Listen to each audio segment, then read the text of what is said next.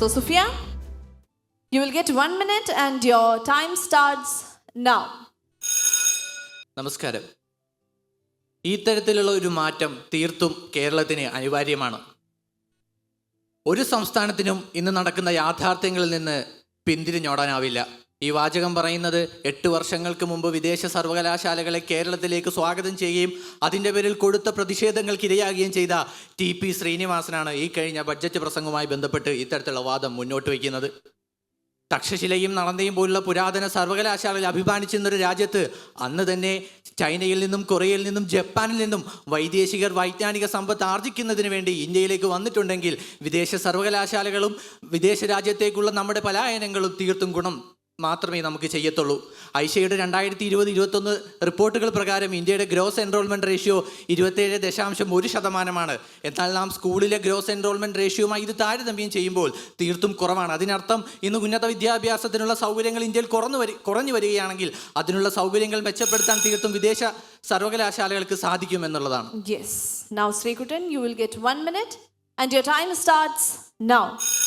UNESCO 2020 പുറത്തുവിടുന്ന കണക്കുകൾ പ്രകാരം ഒരു രാജ്യത്തേക്ക് വൈദേശിക വിദ്യാഭ്യാസം കടന്നു വരുമ്പോൾ ആ രാജ്യത്തിൽ അക്കാദമികമായ വിടവ് സൃഷ്ടിക്കപ്പെടുന്നു എന്നുള്ളതാണ്.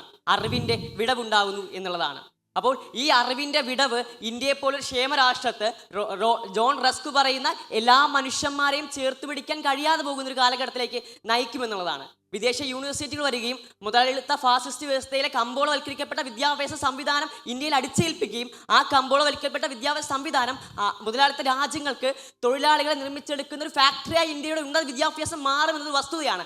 അടുത്തായി പറയാനുള്ളത് കാറൽ മാക്സ് പറഞ്ഞു വെക്കുന്ന കൾച്ചറൽ ഹെജുമണി എന്ന് പറയുന്ന സാംസ്കാരിക അധിനിവേശത്തിൻ്റെ ചരിത്രമാണ്. അതായത് ഒരു രാജ്യത്തേക്ക് വിദ്യാഭ്യാസത്തിലൂടെ സംസ്കാരം കടത്തിവിടുകയും ആ രാജ്യത്തിൻ്റെ തദ്ദേശീയമായ സംസ്കാരങ്ങളെ അടിച്ചമർത്തുകയും ശേഷം ആ രാജ്യത്തിൻ്റെ ചരിത്രം തന്നെ മാറ്റുകളയും ചെയ്യുന്നുണ്ട്. ഇത് നമുക്ക് കണ്ടെത്താൻ കഴിയുന്നത് ലാറ്റിൻ അമേരിക്കയിൽ സ്പെയിൻ നടത്തിയ അധിനിവേശത്തിലൂടെ നമുക്ക് ഈ ചരിത്രം കൂടുതൽ ശക്തമായി പറയാൻ കഴിയും.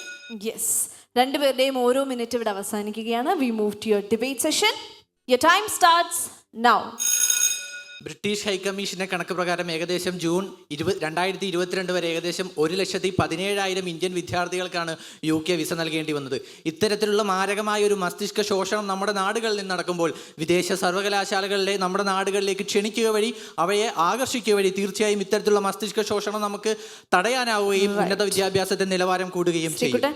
ഹെർബർട്ട് ബട്ട് തൻ്റെ പുസ്തകമായ brain drain and brain drain എന്ന പുസ്തകത്തിൽ പറഞ്ഞിരിക്കുന്ന വസ്തുതയുണ്ട്. ഒരു രാജ്യത്തേക്ക് ഒരു വിദ്യാഭ്യാസ സംവിധാനം തുറക്കുമ്പോൾ കൂടുതൽ തൊഴിൽ ഉണ്ടാക്കുകയാണ്. അപ്പോൾ ഇന്ത്യ ഓൾറെഡി തന്നെ മസ്തിഷ്കത്തിൻ്റെ ചോർച്ച നിലനിൽക്കുന്ന രാജ്യത്ത് ഈ വിദ്യാഭ്യാസം കടന്നു വഴി അതിൻ്റെ ആക്കം കൂട്ടുകയും വിദേശ യൂണിവേഴ്സിറ്റിയിലേക്ക് കുട്ടികൾ ആകർഷിതരാകുകയും ഇന്ത്യയുടെ ബ്രെയിൻ ഗെയിൻ്റെ നിരക്ക് ഇപ്പോൾ ഉള്ളതിനേക്കാൾ കൂടുവാനാണ് സാധ്യമാവുന്നത്. സുഫിയാൻ, ഇത്തരത്തിലുള്ള വിദേശ സർവകലാശാലകൾ നമ്മുടെ രാജ്യങ്ങളിലേക്കും സംസ്ഥാനങ്ങളിലേക്കും കുടിയേറുക വഴി അവിടെ നാം മനസ്സിലാക്കേണ്ട വേറൊരു കാര്യമുണ്ട്. ഇന്ന് IIT-കളിൽ ഏകദേശം 40ഓളം വിദേശ സർവകലാശാലയിൽ നിന്ന് അധ്യാപകരാണുള്ളത്. മാത്രമല്ല അശോക സർവകലാശാല പോലെയുള്ള സ്വകാര്യവൽകൃത സർവകലാശാലകളിലും വിദേശത്തുള്ള അധ്യാപകരെ അവർ മുൻകൂട്ടി നിശ്ചയിക്കുക വഴി NIRF റാങ്കിങ്ങിൽ അവർ മുന്നിലേക്ക് എത്തിപ്പെടുകയാണ് ചെയ്തത്. അതേ മുന്നിലേക്കായിരുന്നു 2020 87 കിടന്ന അശോക യൂണിവേഴ്സിറ്റി 2022 101 സ്ഥാനം 13 സ്ഥാനം മുന്നിലേക്ക് നടന്നു എന്നുള്ളത് ഒരു വസ്തുതയാണ്. അവിടെയാണ് 52% വിദേശ ഫാക്കൽറ്റികളെ ഉപയോഗിച്ചിട്ട് പോലും അധ്യാപനപരമായി മികച്ച ഉന്നത വിദ്യാഭ്യാസം അവർ കണ്ടെത്താൻ കഴിഞ്ഞില്ല. അതൊരു തെളിവല്ലേ വിദേശ വിദ്യാഭ്യാസം ഉന്നത നിലവാരമല്ല എന്നുള്ളത്. മാറ്റങ്ങൾ സംഭവിക്കുന്നില്ല.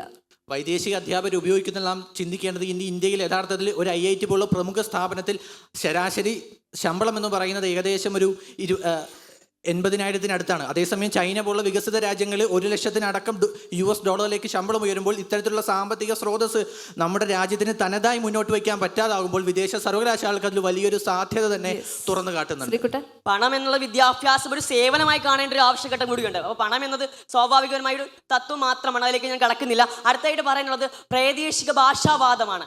ജോൺ ഡി കോണർ മുന്നോട്ട് വെക്കുന്ന ഒരു വൈദേശിക ഭാഷ പ്രാദേശിക ഭാഷയ്ക്ക് മേൽ കടന്നു കയറുമെന്നുള്ളതാണ്. അതായത് വിദ്യാഭ്യാസ സ്ഥാപനങ്ങൾ ഇന്ത്യയിലേക്ക് വരികയും ഇന്ത്യയിലെ 8ാം ഷെഡ്യൂളിൽ പറയുന്ന 22 ഭാഷകളെ തുടച്ചു മാറ്റിക്കൊണ്ട് ഒരു ഒറ്റ ഭാഷയിലേക്ക് നയിക്കുന്നത് ഇന്ത്യയുടെ തനത് സ്വത്വത്തെ തന്നെ ഇല്ലാതാക്കിയതിന് തുല്യമല്ലേ? സുഫിയാൻ, ഇത്തരത്തിലുള്ള വിദേശ സർവകലാശാല വിദ്യാർത്ഥികൾ പോകുവഴി ഒരു ആഗോള സംസ്കാരത്തിന് നാം ആഗോള സംസ്കാരത്തിൻ്റെ ഒരു ഭാഗമായി നാം മാറുകയും നിരവധി സംസ്കാരങ്ങളും ആശയങ്ങളും നമ്മുടെ മസ്തിഷ്കത്തിലേക്ക് കടക്കുക വഴി, എന്തിനേറെ പറയുന്നു, നമ്മൾ ഈ പറയുന്ന ഇന്ത്യയിലെ സർവകലാശാലകളടക്കം, സ്വകാര്യ സർവകലാശാലകളടക്കം ഒരു വിദ്യാർത്ഥി പീഡനം മൂലം ആത്മഹത്യ ചെയ്യും. അതേ കലാലയത്തിന് തന്നെ ദിവസങ്ങൾക്ക് ശേഷം UGC സ്വയംഭരണ അവകാശം നൽകുമ്പോൾ ഇത്തരത്തിലുള്ള മാനുഷിക മൂല്യങ്ങൾക്ക് എത്രത്തോളം നമ്മുടെ വിദ്യാഭ്യാസ സമ്പ്രദായം. ശ്രീകുട്ടൻ. അതെ, മാനുഷിക മൂല്യങ്ങൾക്ക് ദുബായിലുള്ള ഒരു വിദേശ സർവകലാശാലയാണ് ന്യൂയോർക്ക് സർവകലാശാല. ആ ശാല ഇസ്രായേൽ പൗരന്മാർക്ക് പ്രവേശനം അനുവദിക്കുന്നില്ല. ഹോമോസെക്ഷൽ ആയിട്ടുള്ള ആൾക്കാർ ക്യാമ്പസിൽ കയറണ്ട എന്ന് പറയുന്നതാണ് നവീനമായ ഒരു ആഗോള കാഴ്ചപ്പാട് എന്നുള്ളത്. അപ്പോൾ ഞാൻ പറഞ്ഞു വെക്കുന്നത് ഈ തരത്തിലുള്ള ഏകാധിപത്യ സ്വരങ്ങളെ ഒരു രാജ്യത്തേക്ക് കടത്തി വരാൻ ഇത് സഹായിക്കുമെന്നുള്ളതാണ്. ഏകാധിപത്യ സമ്പ്രദായങ്ങൾ നമ്മുടെ രാജ്യത്തിൽ കടന്നു വരിക മാത്രമല്ല, അതിന് കൃത്യമായ നിയന്ത്രണങ്ങൾ ഏർപ്പെടുത്തിയിട്ടുണ്ട്. UGC ഘട്ടത്തിലായാലും നാഷണൽ എഡ്യൂക്കേഷൻ പോളിസിയിലായാലും ലോകത്തിലെ ആദ്യത്തെ 200 റാങ്കിങ്ങുകൾ അല്ലെങ്കിൽ ലോകത്തിലെ ആദ്യത്തെ 500 റാങ്കിൽ ഉൾപ്പെടുന്ന സർവകലാശാലകളെ മാത്രമല്ല നാം നിർദ്ദേശിക്കുന്ന വിഷയങ്ങളിൽ അവർക്കുള്ള വൈഭവത്തെയും നാം കൃത്യമായ രീതിയിൽ വിലയിരുത്തിയതിനു ശേഷം മാത്രമാണ് അത്തരം വിദേശ സർവകലാശാലകൾ നാം ഇങ്ങോട്ട് നയിച്ചുകൊണ്ടിരിക്കുന്നത്. അതെ, 500 സർവകലാശാലകളിൽ നിന്ന് ഈ 500-ൽ ഏതൊക്കെ ഇവിടെ പഠനം നടത്തണമെന്ന് തീരുമാനിക്കപ്പെടുന്ന ഒരു ഫാസിസ്റ്റ് ഗവൺമെന്റ് ആണ്. അപ്പോൾ അവരുടെ ഇച്ഛാശക്തിക്ക് അനുസൃതമായുള്ള പഠന സംവിധാനം മാത്രമേ അവരിവിടെ നടപ്പിലാക്കൂ എന്നുള്ളതായി. അടുത്തായി മുന്നോട്ട് വെക്കാനുള്ളത്, ഇന്ത്യയുടെ വിദ്യാഭ്യാസ സംവിധാനത്തിൽ ഇപ്പോൾ നിലവിൽ പഠിക്കുന്നത് 25,75,00,000 വിദ്യാർത്ഥികളാണ്. അവർ 1ാം ക്ലാസ് മുതൽ +2 തലം വരെ ഈ ഉന്നത വിദ്യാഭ്യാസത്തിൽ കമ്പോളവൽക്കരിക്കപ്പെടുന്ന അല്ലെങ്കിൽ ആധുനികരും വിദ്യാഭ്യാസം എക്സ്പീരിയൻസ് ചെയ്യപ്പെട്ടിട്ടില്ല എന്നുള്ളതാണ്. അപ്പോൾ ഈ വിദ്യാർത്ഥികളെ നാം കൊണ്ടുവന്ന് പ്രൈവറ്റ് യൂണിവേഴ്സിറ്റികളിലേക്ക് അല്ലെങ്കിൽ വിദേശ യൂണിവേഴ്സിറ്റികളിലേക്ക് സ്ഥാപിക്കപ്പെടുന്നത് വിദ്യാഭ്യാസ നിലവാരം താഴ്ത്തിയല്ലേ ചെയ്യുക. വിദ്യാഭ്യാസ നിലവാരത്തെ പറ്റി നാം അവിടെ സംസാരിക്കുമ്പോൾ നാം ചിന്തിക്കേണ്ടത് ഇന്ന് UNCTAയുടെ കണക്ക്. Yes, your time has ended. Sufiyan and Sreekuttan രണ്ടുപേരും ഒന്ന് കൈകൊടുത്ത് പിരിഞ്ഞോളൂ. നല്ലൊരു കൈയടി കൊടുക്കുക. This was our second pair on stage. Federal Bank Speak for India Kerala Edition Season 8 in association with Madhubhumi.